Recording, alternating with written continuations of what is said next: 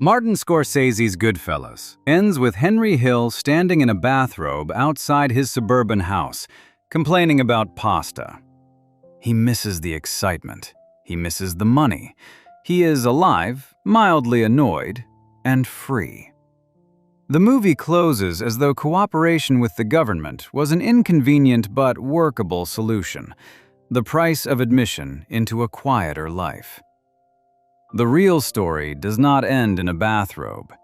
It ends in prison cells, unmarked graves, a hotel window 6 stories up, a refrigerated meat truck, a headless torso washing up on a New Jersey beach, children dragged across 12 states under fake names, a hitman shot dead on a San Francisco street corner 9 years after the government promised to keep him safe, and a man who spent the last decade of his life in a Texas prison cell after trying to hang himself with an extension cord.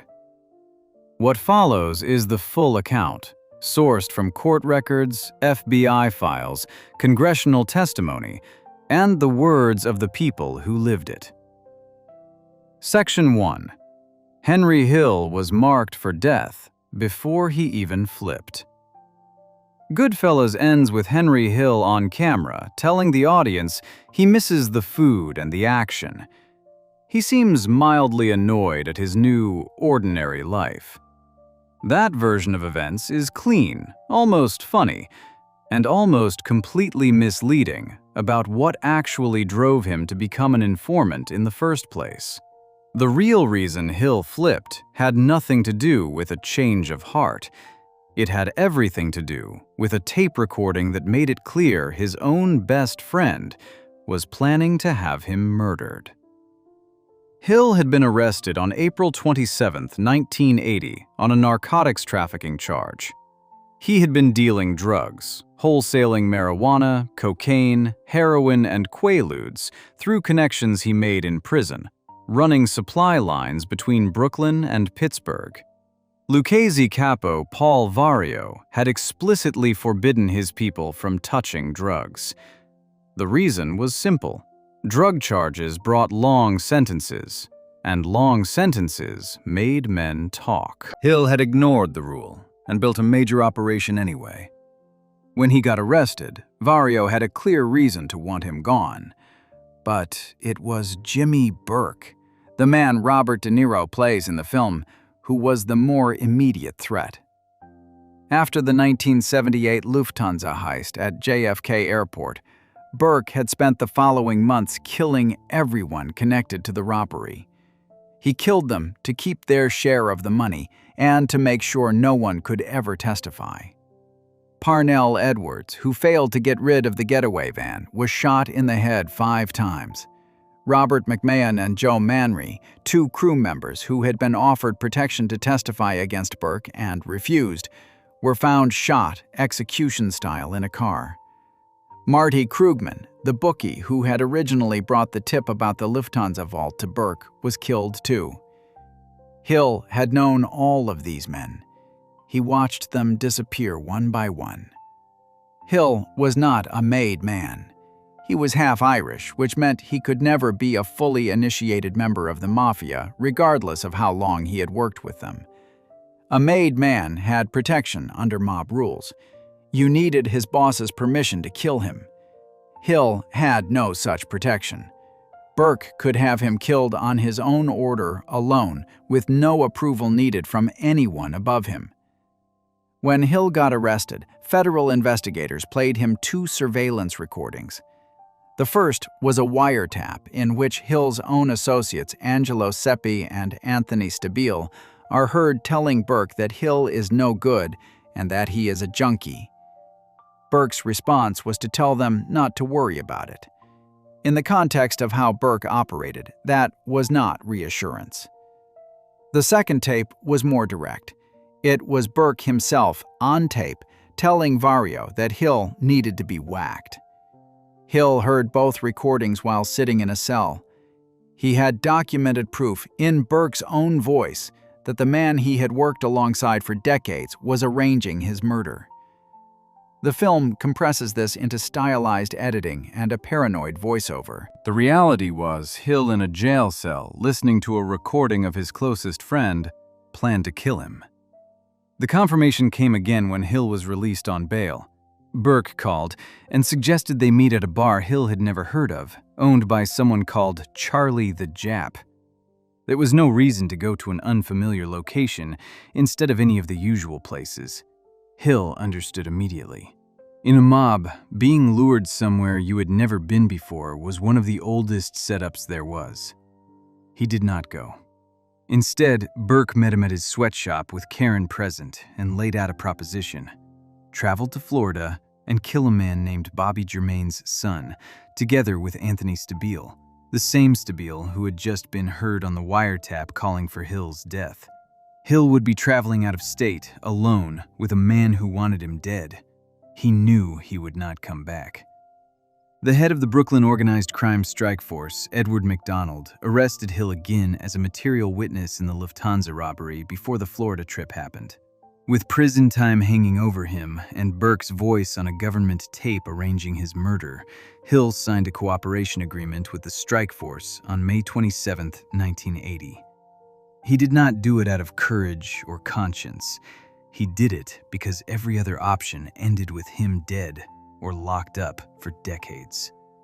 His testimony produced 50 convictions. Vario was sentenced to 4 years for helping Hill secure a no-show job to obtain his parole, and later received 10 years for extorting air freight companies at JFK. He died in federal prison on November 22, 1988. Burke got 12 years for the 1978-79 Boston College basketball point-shaving scandal and was later sentenced to life for murder.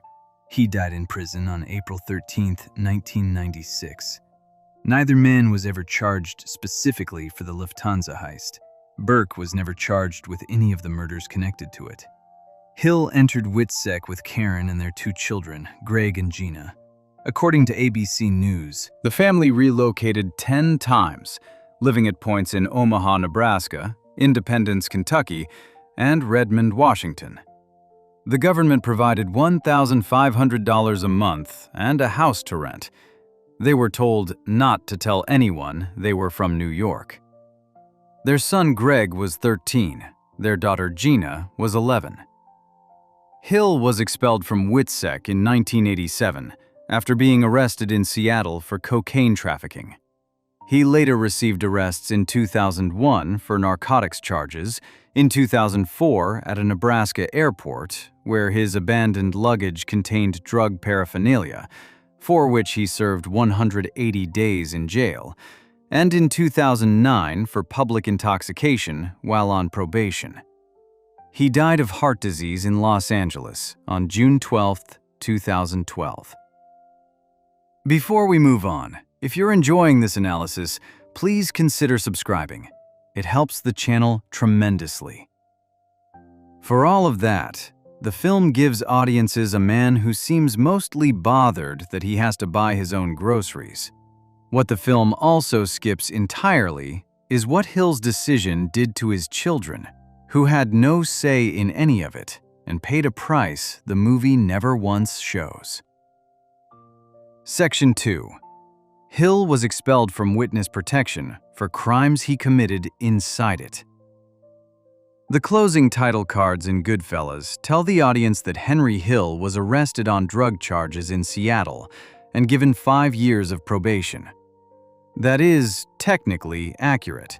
What those title cards do not say is that the arrest happened while Hill was still supposed to be a protected witness, living under a government-assigned fake name, that it was a federal cocaine trafficking conviction, and that it was nowhere near the first time he had broken the rules of the program designed to keep him alive.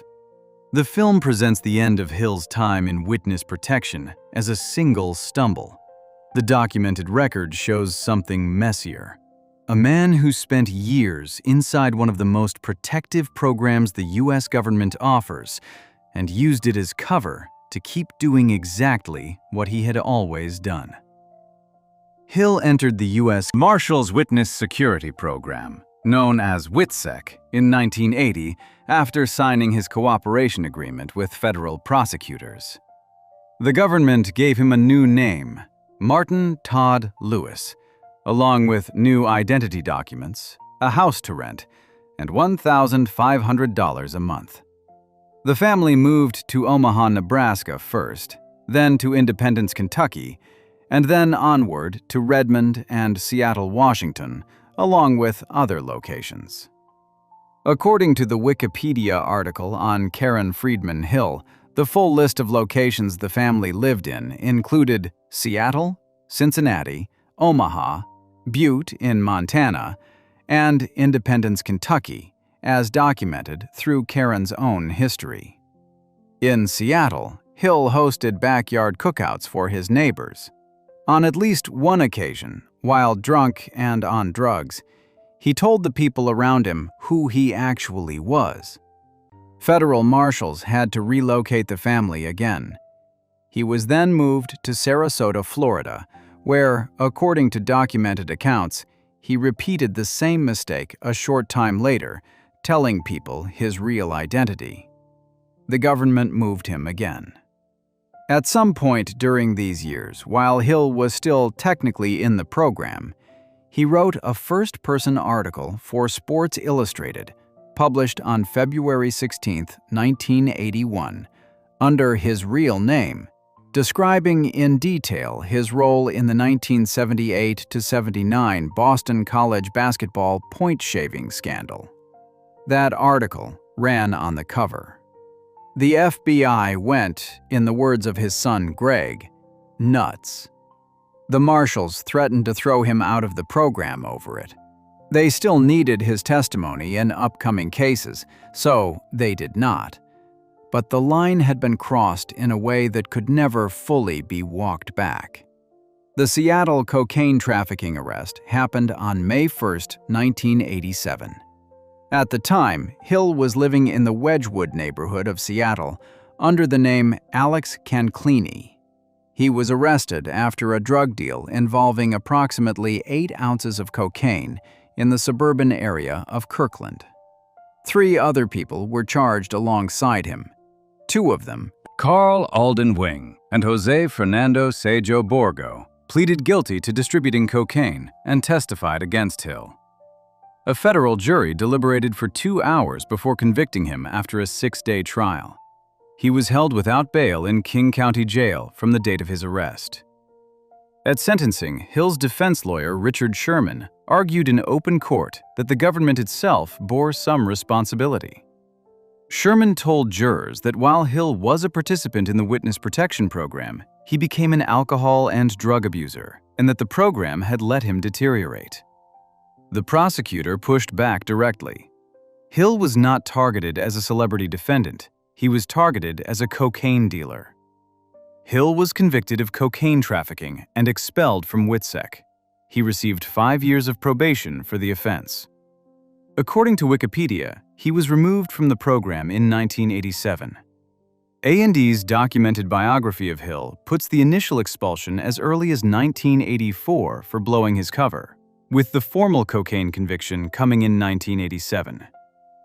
After leaving WITSEC, Karen filed for divorce in 1990 after 23 years of marriage.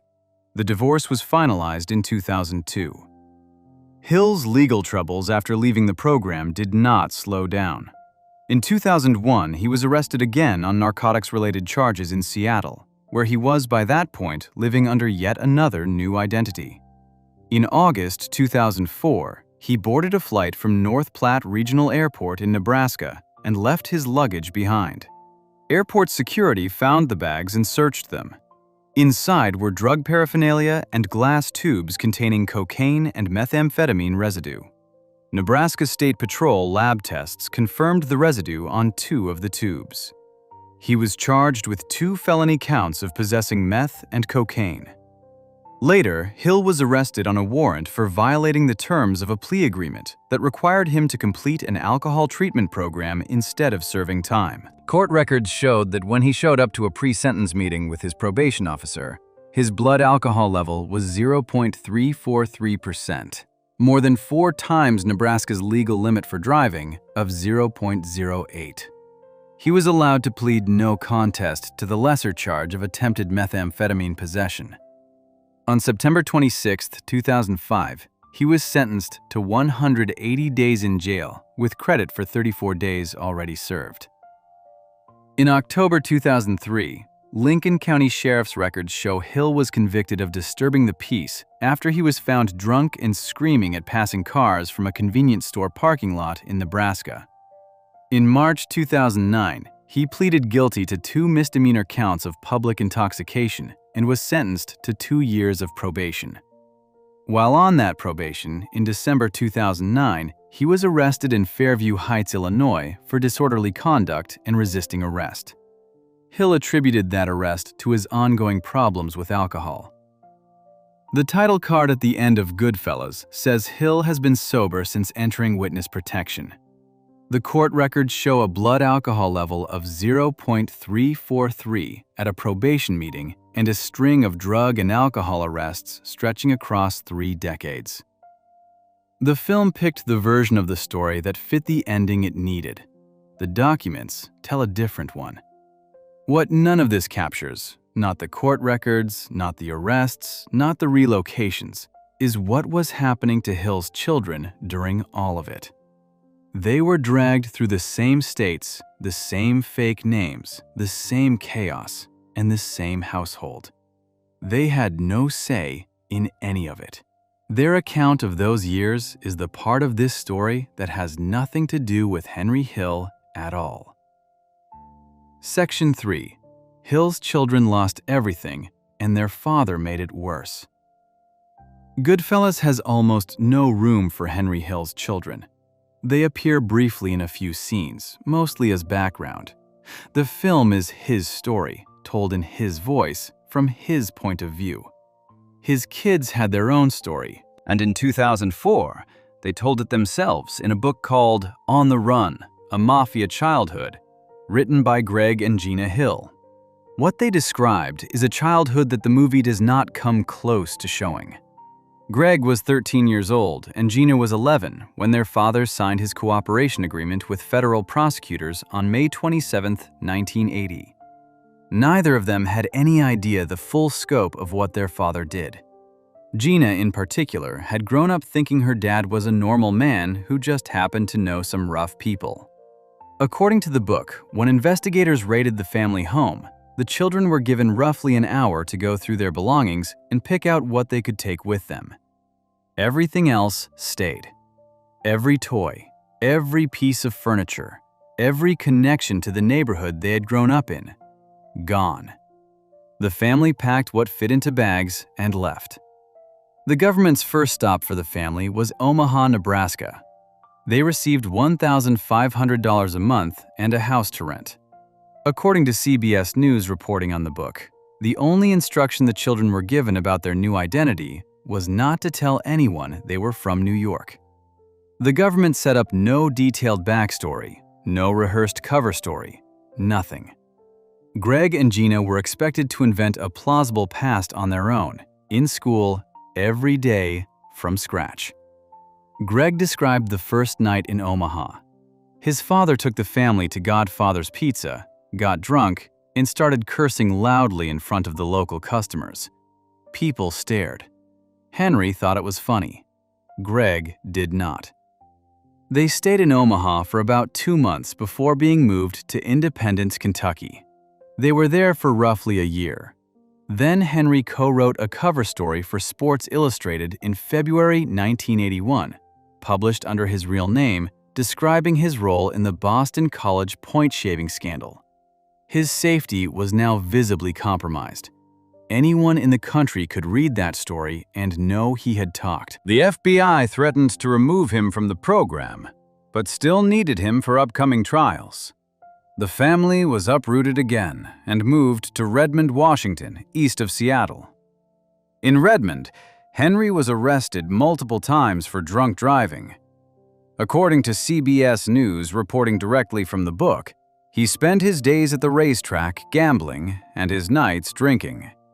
He never held a legitimate job during the family's time in the program. Greg said the only thing he ever wanted from his father during those years was for him to get a job. Any job. It didn't matter what. That never happened. According to detailed accounts from the book and its reviews, Henry was emotionally abusive to both Karen and the children on a daily basis, and was physically abusive toward Karen on multiple occasions, and toward Greg more than once. He was, in the words of people who read and reviewed the memoir, perpetually drunk or high. He burned through every dollar that came in, including the substantial sums he would later receive for the Wise Guy book and the Goodfellas film, and was at various points reduced to being broke and without a stable address. He brought drug-using associates into the house. He had multiple affairs. While still married to Karen under a government-issued fake name, he married another woman, a drug contact, under a different false name. When Karen found out, his explanation was that it meant nothing because he had used a different alias for the marriage. Greg, over years of living in that household, developed a rage toward his father that the book documents in detail. He eventually confronted Henry with a homemade weapon during one of the beatings of Karen, broke his father's rib, and described barely stopping himself from continuing. When he was 19, he reached a breaking point. Gina described in the book how it ended. There was a bad physical fight between Greg and Henry, and then Greg was gone. He did not tell Gina he was leaving. She thought she would see him in a few days when things settled down, as they always did. Days passed, and he did not come back. He had left for good. He later finished school, went to college, and became a lawyer. He still used an assumed name as of the time the book was published in 2004. Gina returned to her studies and also built a life. Both of them, as adults, had limited contact with their father. When Greg and Gina appeared on CBS News to discuss the book in October 2004, they wore disguises. At that point, they said only their spouses knew who their father was and what he used to do. Karen Hill, for her part, has continued to live under an alias ever since and has stayed out of public view. According to ABC News, as of the time of Hill's death in 2012, Karen was still underground and, in the words of Hill's longtime manager Daryl Orr, doing well. The film closes on Henry Hill complaining about spaghetti sauce. His son spent part of his teenage years breaking up beatings in a government safe house in Kentucky and Washington under a fake name, with hitmen theoretically looking for his family, while his father gambled at the track during the day and came home drunk at night. His daughter spent years defending her father in her own head, refusing to see what was directly in front of her before the reality became impossible to ignore. Goodfellas is a film about a man who chose a criminal life and eventually paid a price for it. What it does not show is that the price was not only paid by him. Most of it was paid by two children who made no choice at all and had no say in any of what happened to them. Before we move on, if you're enjoying this analysis, please consider subscribing. It helps the channel tremendously. The story of what Hill's family went through inside witness protection is unusually well documented because his children wrote about it. Most mob informants and their families leave no such record. What happened to the other major informants, the ones who flipped at higher levels and gave up far more, is in many ways a darker story still. Section 4. Sammy Gravano confessed to 19 murders, served less than a year, then built a drug empire. Salvatore Gravano was born on March 12, 1945, in Bensonhurst, Brooklyn. He worked his way up through the Colombo crime family before moving to the Gambino family, eventually becoming underboss to John Gotti, the number 2 man in the most powerful mafia family in New York. At the height of his career, He was earning somewhere between $5 and $20 million a year. By his own admission, delivered in a federal courtroom in 9 days of testimony in 1992, he had been involved in 19 murders since 1970. The murders included his own best friend, Louis Milito, who had been with Gravano since childhood and had committed crimes alongside him for years. When Milito became underboss, he got too loud with his complaints about how Gravano was running things. Gravano had him killed. They included his brother-in-law, Nick Schibetta, whose body was never found except for one hand, which turned up separately. Schibetta had been making trouble and attracting attention, and Gambino boss Paul Castellano ordered the hit. Gravano gave his approval. They included Thomas Spinelli, a 77-year-old associate who had testified before a federal grand jury and was scheduled to appear again. He was summoned to a meeting in 1989 and was never seen again. They included Eddie Garofalo, a construction businessman who had done substantial work with Gravano, shot dead on August 9, 1990, because a business dispute had gone bad. 19 people in total. Gravano confessed to all of them. The deal he received in exchange is one of the most discussed in the history of American organized crime prosecution. Gravano agreed to testify and pleaded guilty to a single count of racketeering. The federal government dropped every other charge. Because Gravano had already been in custody for nearly 4 years by the time of his 1994 sentencing, District Judge I. Leo Glasser sentenced him to 5 years in prison. The math of that meant he walked out of prison in less than a year of additional time served. Glasser described Gravano's cooperation in sentencing him, calling his decision to testify the bravest thing he had ever seen. The government's case for leniency was built on results. Gravano's testimony helped secure 37 convictions and had 9 more people awaiting trial at the time of sentencing. His former FBI handler, George Gabriel, later said that Gravano arguably led to the demise of organized crime in New York. The most prominent result was John Gotti, who was convicted of 5 murders and sentenced to life in prison without the possibility of parole on June 23, 1992. Gotti died of head and neck cancer in the federal prison hospital in Springfield, Missouri on June 10, 2002. He was 61. The families of Gravano's victims were not consulted in the design of his deal and received nothing from the justice system at the time of sentencing. Laura Garofalo, whose father Eddie was one of the 19, told ABC News directly, "People do more time for one murder. This is 19. She described the feeling as standing against a wall with no recourse, watching the government wrap Gravano in the American flag and send him on his way. Linda Milito, whose husband Louis was killed by Gravano, described years later in her own book and in press interviews the rage she carried after watching the man who had murdered her husband walk out of court with a fraction of the sentence a single killing would have brought an ordinary person. Gravano moved to Arizona in 1994 under the Witness Protection Program, using the name Jimmy Moran. He had also undergone plastic surgery to change his appearance. He left the program in 1995. By 1997, he had written a best-selling memoir called Underboss with author Peter Maas, Was operating an Italian restaurant and a pool construction company in the Phoenix area, and was giving television and magazine interviews. In 1997, he sat down with Diane Sawyer for an ABC broadcast and admitted to feeling genuine guilt about the killing of Louis Milito, the man he had grown up with, whose wife and children he knew personally. He said it tore him up. He also said he could not change what he did. In February 2000, Gravano was arrested. He had partnered with a local gang known as the Devil Dogs after his son Gerard had befriended the group's leader. The operation grew into an ecstasy trafficking ring that investigators said was generating around $500,000 per week at its peak. The arrests swept in his wife Deborah, his daughter Karen, and his son Gerard, along with 47 other members of the ring.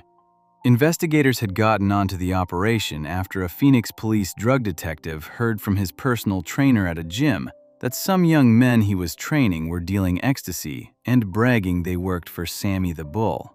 The detective obtained wiretaps, including one placed inside Gravano's own pool construction company office. Recordings captured the sound of a money-counting machine processing large sums.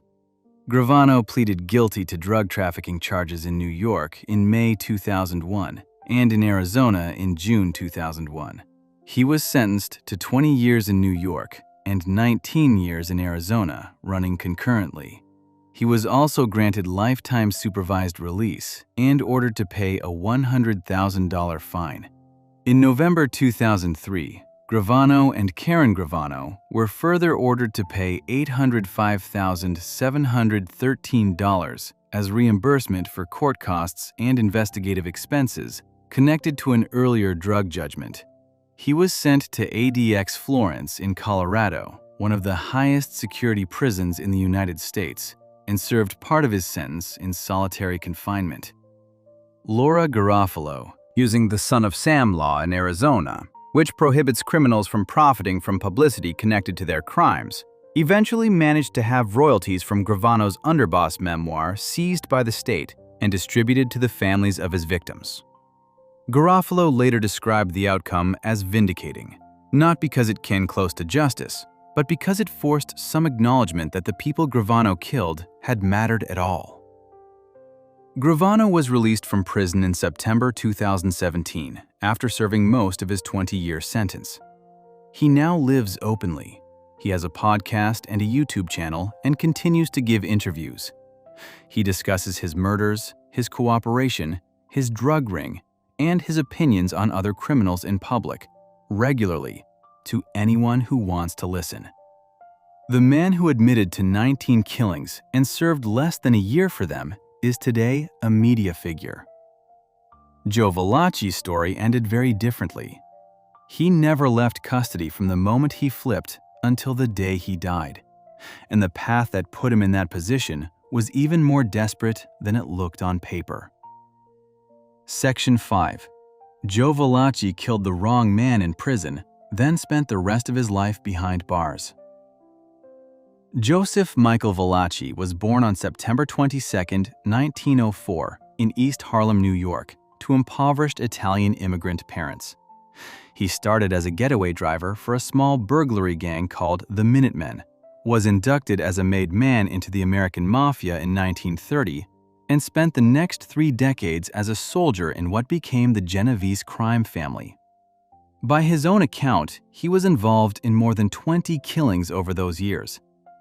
In 1959, he was convicted of narcotics trafficking and sentenced to 15 to 20 years in prison.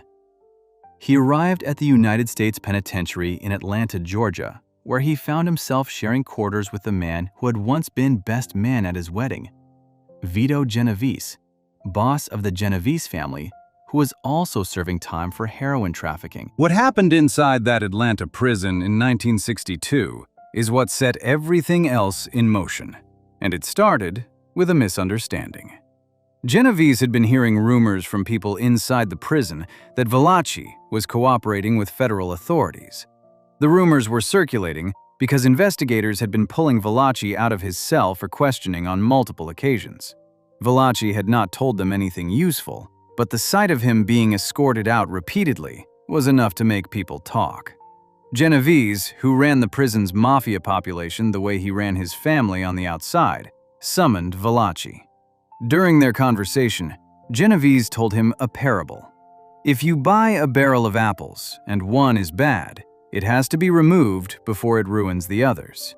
Then, Genovese kissed him on the cheek. In the world Valachi had lived in for 3 decades, he knew exactly what that gesture meant. It was the kiss of death, the signal that he had been marked for killing. Valachi became so frightened, he asked prison guards to put him in solitary confinement. They refused. Over the following days, he stopped eating with the other New York mob prisoners who had begun to shun him. He could not shower without risk of being cornered. He was a man waiting to be killed inside a federal prison, with no way out and no one willing to help him. On June 22, 1962, Valachi spotted a man walking toward him in the prison yard, whom he believed was Joseph Di Palermo, a Mafia member he was convinced had been sent to carry out his killing. He grabbed a metal pipe from a nearby construction site and beat the man to death. It was not Di Palermo. The man he killed was John Joseph Sopp, a 52-year-old inmate serving time for theft and forgery, who had nothing to do with the Mafia at all. Valachi had killed a completely innocent man based on a case of mistaken identity. Now facing the death penalty for the murder, with a $100,000 bounty Vito Genovese had placed on his head still active, and with no prospect of ever being safe inside any federal facility, Valachi made his decision. He agreed to cooperate with the FBI, the U.S. Bureau of Narcotics, and the Department of Justice, and told them everything he knew about how the American Mafia was structured, who ran it, what it called itself, how it initiated members, and which murders he had been involved in or had knowledge of. In October 1963, Valachi testified before Senator John L. McClellan's Permanent Subcommittee on Investigations. He arrived at the Capitol guarded by 200 U.S. Marshals. His testimony ran across 5 separate appearances over 11 days of hearings. It was broadcast live on television and radio to households across the country. He was the first made member of the American Mafia to publicly confirm the organization's existence. He described the 5 New York families and named their bosses. He explained the initiation ceremony, the structure from soldiers up through captains to bosses, the ruling body known as the Commission, and the strict code of silence called Omerta, which he was in the process of breaking in front of the entire nation. He introduced the term Cosa Nostra, meaning our thing, to the American public. Before Valachi, the FBI Director J. Edgar Hoover had publicly denied that a national organized crime syndicate even existed. Valachi's testimony did not send any Mafia leader directly to prison. According to documented records of the hearings, none of the convictions in the first half of 1963 were directly attributable to what he said in that room. His value was intelligence, not evidence. He gave law enforcement a map of an organization they had been pretending did not exist. William Hundley, head of the Justice Department's Organized Crime Division, said later that, before Valachi, they had no concrete evidence that anything like it actually existed, and that a lot of what they thought they knew about the mob was guesswork. The reward Valachi received for all of this was the most comfortable housing the Federal Bureau of Prisons could provide, which meant a 2-room, air-cooled suite at the Federal Correctional Institution at La Tuna in Anthony, Texas, isolated from the general population, with couches and a kitchenette. He lived alone, except for guards who monitored him around the clock. He had no family visits of significance, no release date, and no life outside those walls. He wrote a 1,180-page handwritten autobiography called The Real Thing while imprisoned. The Justice Department first encouraged him to write it, then blocked its publication. It was not released publicly. A journalist named Peter Maas, who had interviewed Valachi separately, used material from their conversations to write The Valachi Papers, published in 1968, which was later adapted into a 1972 film starring Charles Bronson. 3 years after his testimony, Valachi attempted to hang himself with an extension cord. He survived. The $100,000 bounty Genovese had placed on him was never collected. Vito Genovese himself died in federal prison on February 14, 1969, of a heart attack, having never seen Valachi killed. Valachi died of a heart attack on April 3, 1971, still incarcerated at La Tuna. He was 68. He was buried near Lewiston, New York, north of Buffalo. He had been in custody continuously from 1962 until his death. 9 years in prison for a murder he committed out of misdirected panic, after which he gave the United States government the most important intelligence briefing on organized crime in the country's history, and then lived out the remainder of his life in a cell. Before we move on, if you're enjoying this analysis, please consider subscribing. It helps the channel tremendously. What Valachi feared most, and what the government spent enormous resources protecting him from, was a mob hit carried out from inside prison. The case of Abe Reles showed decades earlier that even round-the-clock police protection was no guarantee, and that when a key witness died before he could testify, the entire case against the most dangerous man in the room could collapse overnight. Section 6. Abe Reles was the most important witness in the country and died falling from a guarded hotel window the night before his biggest testimony. Abraham Reles was born on May 10, 1906, in the Brownsville neighborhood of Brooklyn to Jewish immigrant parents. By his early 20s, he was one of the most feared killers in New York. He was short and powerfully built, with large hands, and his preferred weapon was an ice pick, which he would drive into a victim's ear and into the brain. On one recorded occasion, he attacked a car wash worker because the man missed a smudge on his car's fender. He killed a parking lot attendant for being slow to bring his car around. His violence was not just professional, it was reflexive. Reles became the operational core of Murder, Inc., the enforcement arm of the national crime syndicate that carried out contract killings across the country from the mid-1930s onward.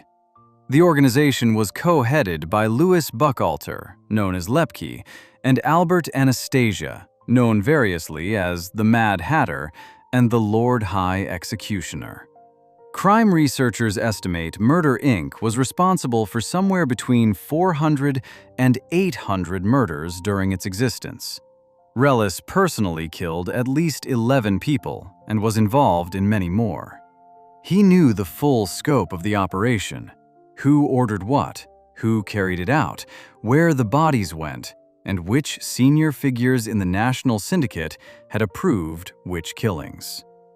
In March 1940, while sitting in New York's Tombs jail on a murder charge and facing the electric chair, Reles sent a letter through his wife asking Brooklyn Assistant District Attorney Burton Turkis if there was a deal to be made.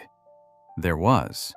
Reles agreed to testify in exchange for immunity from prosecution on the murders he described to the grand jury. What followed was one of the most devastating waves of testimony in the history of American organized crime prosecution. His information helped close the books on 85 gangland murders in Brooklyn alone. He testified in trials in Los Angeles and Newark. He sent Harry Mayoni, Frank Abundando, Harry Strauss, and Martin Goldstein to the electric chair at Sing Sing. His testimony also locked in the case against Lepke Buchalter himself, who was executed at Sing Sing on March 4, 1944. The biggest target remaining was Albert Anastasia. Reles had direct knowledge of murders Anastasia had ordered, including the killing of Morris Diamond and the murder of a longshoreman organizer named Pete Panto. Anastasia responded by placing a $100,000 contract on Reles's life. Brooklyn DA William O'Dwyer's office housed Reles and several other cooperating witnesses on the 6th floor of the Half Moon Hotel on Coney Island for most of 1941. It was not a standard jail arrangement. The witnesses had their own rooms, received family visits, and were transported to courtrooms as needed. Guards from the DA's office were posted throughout the 10-room section of the floor. 2 additional officers were stationed at the hotel's main entrance with instructions to watch for suspicious people. By November 1941, Reles had already testified in 3 Murder, Inc. trials.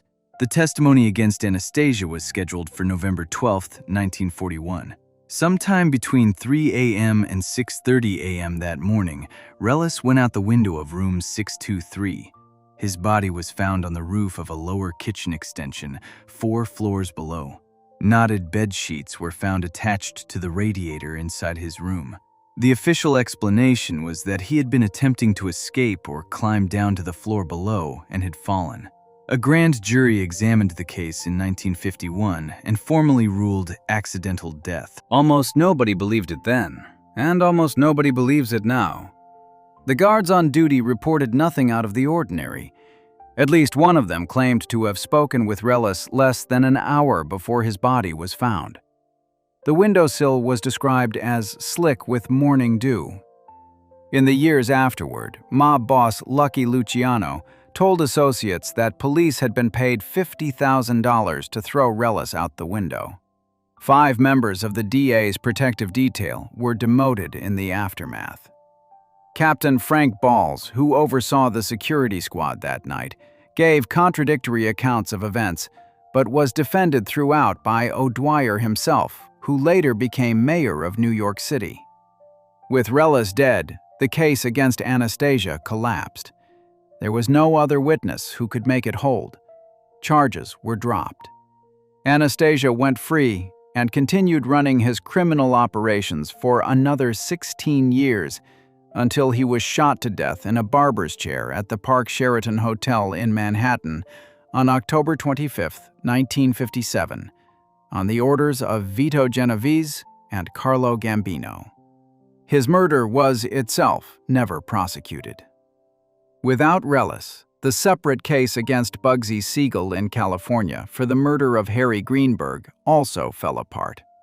Fellow witness Ali Tannenbaum could not corroborate his own account without Reles to back him up. Siegel walked. He was shot dead in Beverly Hills in June 1947. Again, a murder that was never solved. Reles's death earned him the nickname that newspapers and prosecutors attached to him immediately: the canary who could sing but couldn't fly. He had delivered more usable intelligence against organized crime than almost anyone before him, survived the electric chair, helped convict some of the most dangerous men in the country, and then went out a 6th-floor window the night before his most important day on the stand. The witness protection surrounding Abe Reles was an informal arrangement run out of a Brooklyn DA's office years before the federal WITSEC program existed. What happened when the government built a formal national program to protect informants is a different and in some ways equally troubled story. One that Henry Hill, Sammy Gravano, and Joe Valachi all found out in their own ways. Section 7. The witness protection program the government built has a darker record than anyone admits. The Federal Witness Security Program, known as WITSEC, was formally established under the Organized Crime Control Act of 1970 and began operating in 1971. The man who built it was Gerald Schur, then an attorney in the Justice Department's Organized Crime Division. His motivation was not abstract. He had seen crime scene photographs from the 1950s of a woman who had been working as a police informant and was killed for it, her body mutilated to send a message to anyone else thinking about talking. During the 1960s, before WITSEC existed, Mafia families routinely murdered federal witnesses, which made it nearly impossible for prosecutors to build cases. WITSEC was designed to change that math. The program's record, as officially stated, is that no witness who has fully followed its rules and guidelines has ever been killed. That claim is both true and carefully worded. What it does not say is that dozens of participants have been removed from the program for breaking its rules, that some of those people have subsequently been murdered, and that the program has been plagued from its earliest years with problems that the government has been slow to acknowledge. The most revealing fact about who actually goes into WITSEC comes from Schur himself. He estimated that roughly 95% of participants in the program are criminals in their own right. They are not bystanders or innocent civilians. They are people who committed serious crimes and whose cooperation with prosecutors was bought by reducing or eliminating their charges. The recidivism rate among WITSEC participants, meaning the rate at which they commit new crimes, has been reported at around 17%, which is lower than the national average for paroled prisoners, but still means roughly 1 in 6 protected witnesses goes on to reoffend. Sammy Gravano is the most famous example, having built a drug empire generating approximately $500,000 per week, while his location in Arizona was common knowledge among people who had no business knowing it. The first person widely documented as having entered WITSEC was Joseph Barboza, a hitman for the Patriarcha crime family of New England, who turned FBI informant in 1967. Barboza was given a new identity, relocated to California under the name Joe Donati, and set up in a culinary school in Santa Rosa. The government promised him his own restaurant and plastic surgery to alter his appearance. It did not deliver on either promise. Barboza, who had admitted to 26 murders, did not adapt to his new life. He killed a man in Santa Rosa, served 5 years in prison, and after release, relocated to San Francisco and began attempting to take over local criminal rackets. On February 11, 1976, Barboza left a friend's apartment in San Francisco's Sunset District and was walking to his car when he was hit by 4 shotgun blasts at close range. He was killed instantly. His friend had set him up. Mob soldier Joseph Russo, acting on orders from Patriarcha family underboss Gennaro Angiulo, was later identified in recordings as the shooter. Russo was eventually convicted of the murder as part of a 1992 racketeering plea. Barboza was the first person to be murdered after entering the Federal Witness Protection Program. Joseph Barboza was also responsible for one of the worst miscarriages of justice in WITSEC's history. While testifying as a government witness, he gave false testimony that helped convict 6 men for the 1965 murder of a man named Edward Deegan in Boston. 4 of those 6 men were sentenced to death. 2 others received life sentences. FBI documents obtained years later showed that agents in Boston knew Barboza's testimony was false at the time it was given, because the FBI's own files identified the actual killers, including Barboza himself. The wrongful convictions were not overturned until decades later. 2 of the men died in prison before being exonerated. The program's early years were also marked by broken promises to witnesses who cooperated in good faith. A 1975 government review found that witnesses were complaining that documentation was slow or non-existent, promised jobs rarely materialized, and that the marshals assigned to manage their cases were handling caseloads far exceeding what had been budgeted. The program had grown to handle 500 witnesses per year by 1975, 10 times more than the original budget had anticipated.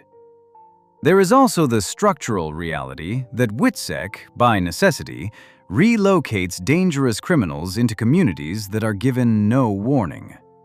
Daniel LaPolla, a protected witness, returned to Connecticut in the 1970s to attend a funeral, visited his old house, and was killed when a bomb that had been wired to his door went off. He had broken the program's rules by returning.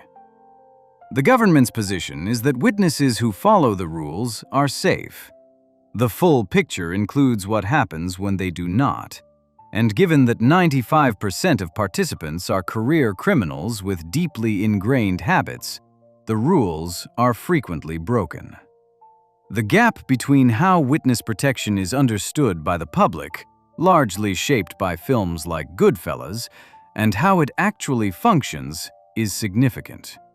The program genuinely did help dismantle the New York Mafia during the 1980s and 1990s, but it did so by making deals with killers, relocating dangerous people into unsuspecting towns, and occasionally looking away when those people returned to crime. The families of the people those witnesses had killed received, in most cases, nothing. Before we move on, if you're enjoying this analysis, please consider subscribing. It helps the channel tremendously. The story of what informants endure does not end at entering the program or leaving it. Some of the longest and most complicated fates belong to the men who cooperated before any formal program existed. and before anyone in law enforcement had thought carefully about what it cost a person to break omerta and live with it for the rest of their life. Section 8. The psychological cost of breaking omerta is something no film has ever shown honestly. Omerta is not simply a rule.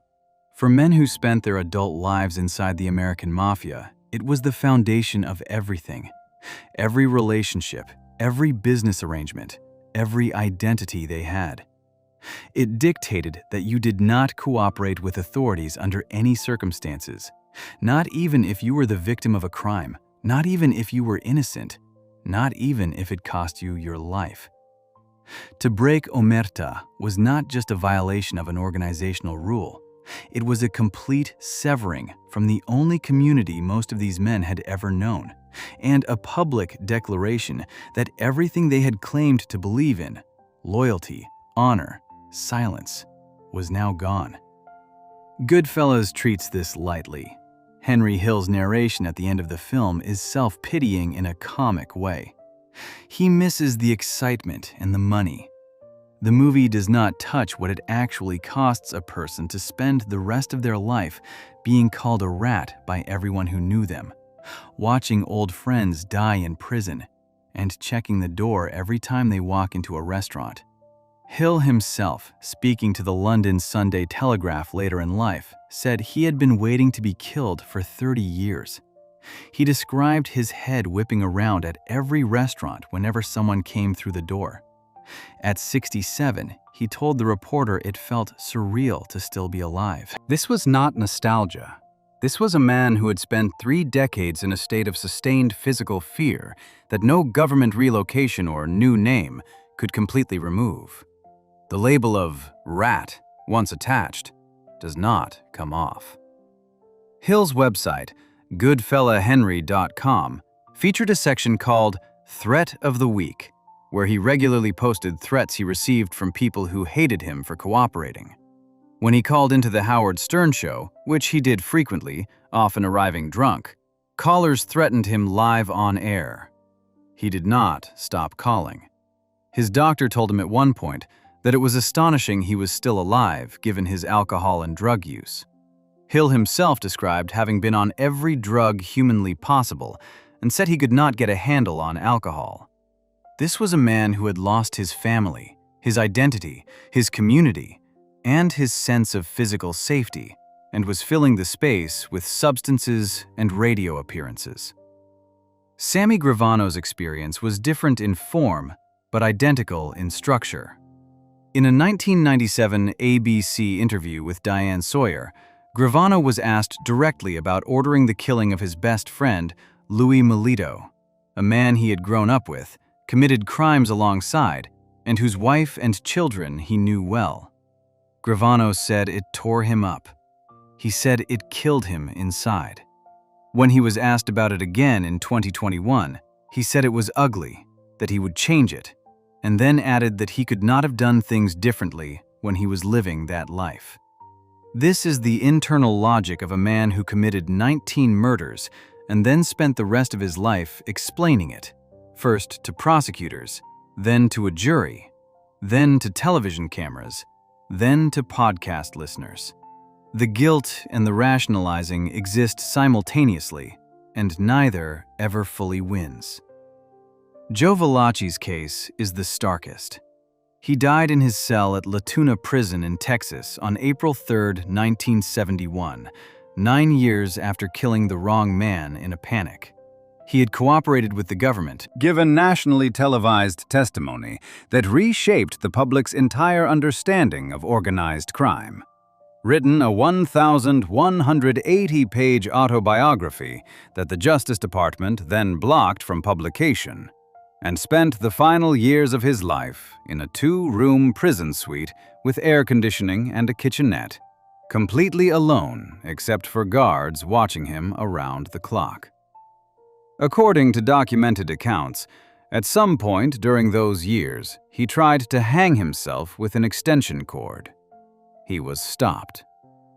He died of a heart attack at 68, still locked up, still in the same basic condition he had been in since 1962. The $100,000 bounty Genovese had placed on his life when he flipped was never collected, because Genovese himself died in federal prison in 1969, 2 years before Valachi. The government built WITSEC explicitly because, in the 1960s, before the program existed, Mafia families were routinely killing witnesses, and the courts could not get cases to trial. Gerald Schur, the program's founder, kept photographs in his office of 25 government informants killed over a 5-year period before WITSEC existed. He looked at those photographs and built a program designed to keep that from happening again. What none of those photographs could capture was what it cost the people who survived. The years of drug addiction, the children dragged across the country, the marriages destroyed, the permanent social death of being labeled a rat, the nights spent turning to face a restaurant door and wondering if this was the time. Goodfellas tells a story about crime, loyalty, and consequence. The consequences it shows are dramatic and cinematic. The actual consequences, the grinding, decades-long psychological damage of having betrayed everything you were raised to believe in, inside a world where that betrayal could get you killed any day of the year, are too slow and too quiet for a movie to hold. The men who lived it could not escape it, and most of them never stopped trying to. The physical threat of being murdered is the part everyone focuses on. But several real Mafia informants faced something equally serious: the possibility that their own government, the one they had trusted to protect them, was actively working against them, sometimes for years, without them knowing. Section 9. Some informants discovered that the government protecting them was also working against them. The standard picture of a Mafia informant and the government is simple. The informant cooperates, the government protects him, and both sides benefit. The Boston FBI scandal, which unraveled through court proceedings across the 1990s and 2000s, showed that this picture was wrong in at least one major American city for at least 2 decades, and that the people most directly harmed by the arrangement were often the very witnesses and informants the system claimed to serve. The arrangement at the center of it had been set up in 1975. FBI agent John Connolly, who had grown up in the same South Boston housing project as the Bulger family and had been a childhood neighbor of James Whitey Bulger, persuaded Bulger to become a top-level FBI informant. The deal was straightforward. Bulger would feed information on his rivals in the Italian Mafia, and Connolly would protect him from prosecution for his own criminal activities. For over 15 years, this arrangement worked exactly as designed. Connolly used tips from Bulger and his associate Stephen Flemmi to dismantle the Patriarca crime family and take down Gennaro Angiulo, the head of Boston's Italian Mafia. Connolly received multiple commendations from the FBI. Headquarters in Washington was informed throughout about the nature of the informants being used. The internal FBI memos, obtained and reported by the Associated Press in 2002, documented that FBI headquarters had known since at least 1967 that Stephen Flemmi was a suspect in gangland killings when he was upgraded to a top-level informant. A 1981 memo acknowledged Bulger as the head of the Winter Hill Mob, operating at the policy-making level of organized crime in New England. Throughout the 1980s, state police tried repeatedly to build cases against Bulger and Flemmi, but the pair always appeared to know what was coming. The reason, as court proceedings eventually confirmed, was that Connolly and his supervisor, John Morris, were actively tipping them off. Morris admitted in court that he had accepted $7,000 in bribes from Bulger and Flemmi and had been leaking information to them about wiretaps and investigations against them. While all of this was happening, people who could have exposed the arrangement were being killed. In 1982, gambling executive John Callahan was found shot in the head, his body in the trunk of a Cadillac at Miami International Airport. Court proceedings established that Connolly had told Bulger and Flemmi that the FBI was investigating Callahan's connections to the Winter Hill Gang in relation to a separate murder. Bulger and Flemmi ordered Callahan killed before he could testify. In 2008, a Miami-Dade jury convicted Connolly of second-degree murder for his role in the killing. He was sentenced to 40 years in prison, a sentence that ran on top of the 10-year federal racketeering conviction he had already received in 2002. A Miami-Dade judge described him at sentencing as having crossed over to the dark side. Connolly's supervisor, Morris, who admitted to taking bribes and leaking information, received immunity from prosecution in exchange for testifying against Connolly. He was never charged with a crime. The Barboza case, documented in Section 7, was another piece of the same picture.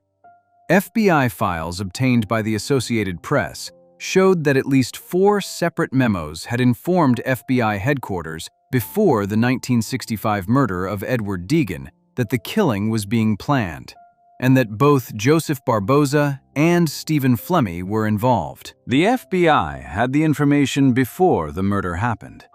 It did nothing to stop it. When Barboza later provided false testimony that convicted 6 men for the killing, 2 of whom were actually innocent, FBI agents who knew his testimony was false stood by and said nothing. One of those innocent men was Peter Limone, who spent 33 years in prison before being exonerated. Another, Joseph Salvati, spent 30 years wrongfully imprisoned. 2 of the original 6 defendants died in prison before the truth came out. Federal Judge Nancy Gertner, ruling in a civil lawsuit brought by the wrongfully convicted men and their families in 2007, found that the FBI had known about the plan to murder Deegan, knew that Barboza's testimony was false, and had deliberately allowed innocent men to be convicted and imprisoned. She awarded the plaintiffs $101.7 million in damages.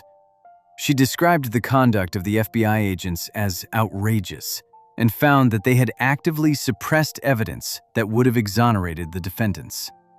The witnesses and informants in the Boston cases who tried to do the right thing by cooperating discovered that the right thing had been corrupted before they got there. The system they trusted to protect them from the Mafia was, in at least 2 overlapping instances, actively providing information to the Mafia about who was talking and what they were saying.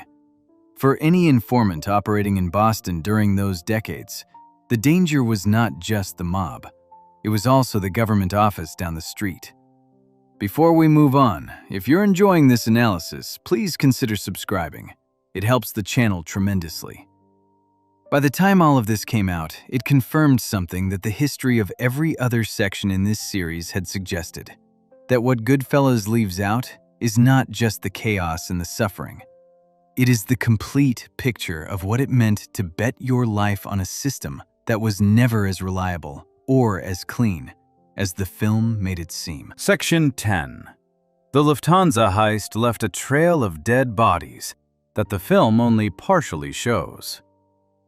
On December 11, 1978, 6 men drove a black Ford Econoline van to Building 261, the Lufthansa cargo terminal at John F. Kennedy International Airport in New York, cut the padlock at the gate, entered wearing ski masks and gloves, held 9 employees at gunpoint, and walked out with $5 million in cash and $875,000 in jewelry. It was the largest cash robbery ever committed on American soil at that point. None of the stolen money or jewelry was ever recovered. Only one person, Louis Werner, a Lufthansa cargo supervisor who had provided the inside information about the cash shipment in exchange for a cut, was ever convicted of the robbery. Werner was sentenced to 15 years in prison in 1979. Goodfellas covers the heist as a pivotal moment in Henry Hill's story. The film shows the immediate consequences: Parnell Edwards getting killed for not disposing of the van, and Jimmy Burke growing paranoid and eliminating people. What the film does not show is the full scope of what happened in the months and years that followed, or how many people died as a direct result of Burke's decision that loose ends needed to be permanently removed. Edwards was the first to go. Just 7 days after the robbery, on December 18, 1978, he was shot dead in his Queens apartment by Tommy DeSimone and Angelo Seppi. Edwards had been told to take the getaway van to a car compactor in New Jersey and destroy it. Instead, he drove it to his girlfriend's apartment, did cocaine, and fell asleep. A police officer spotted it parked illegally near a fire hydrant. The van was impounded, the fingerprints inside led directly to Burke's crew, and the FBI immediately identified the Roberts Lounge crew as suspects. Edwards had transformed a clean robbery into a federal investigation in a single night. Martin Krugman, the bookie and wig shop owner who had originally brought the tip about the Lufthansa vault to Burke, disappeared in January 1979. His body was never found. Joe Manry and Robert McMahon, two of the actual robbery crew members who had been approached by the FBI and offered protection to testify against Burke, and who declined, were found shot execution-style in a car together on May 16, 1979. Paolo Licastri, an associate from another crime family who had been given a share of the heist proceeds, was found naked and bullet-riddled on a burning trash heap on June 13, 1979. Louis Cafora, another crew member who had made the mistake of buying an expensive pink Cadillac for his wife, after Burke had explicitly told everyone to keep a low profile, disappeared along with his wife, Joanna. According to Hill's account, both were killed, and their bodies were compacted inside the Cadillac at an auto wreck yard. Their remains were never found. Richard Eaton, a close associate of Burke's who had been laundering the heist money through Florida restaurants and clubs and had been skimming from the proceeds, was found murdered. His body was discovered hog-tied and frozen in a refrigerated meat truck. Teresa Ferrara, the occasional mistress of several men in Burke's crew who was accused of being aware of the skimming, washed ashore in New Jersey in pieces, her torso headless. Tommy DeSimone, who had carried out multiple murders for Burke and had also personally killed 2 members of the Gambino family without permission, was himself killed by the Gambino family in early 1979. The Gambinos had been waiting for the right moment to settle the account. He was lured to what he believed would be his initiation ceremony as a made man and was murdered instead. Tommy DeSimone was 28 years old. Burke was never charged for the Lufthansa heist and never charged for any of the murders connected to it. He was convicted in 1982 on conspiracy charges related to the Boston College basketball point-shaving scandal, largely based on Hill's testimony, and sentenced to 12 years. While in prison, he was convicted of a separate murder, the killing of Richard Eaton, and sentenced to an additional 20 years to life. He died of lung cancer at the Roswell Park Cancer Institute in Buffalo, New York on April 13, 1996. He was 64. He died 12 years before he would have been eligible for parole, having never faced trial for the Lufthansa robbery or the killing spree that followed it. Paul Vario, the Lucchese capo who approved the heist and who had been Hill's boss since Hill was a teenager, received 4 years for helping Hill get a no-show job that facilitated a parole, and later received 10 more years for extorting air freight companies at JFK Airport. He died of respiratory failure on November 22, 1988, at age 73, in federal prison in Fort Worth, Texas.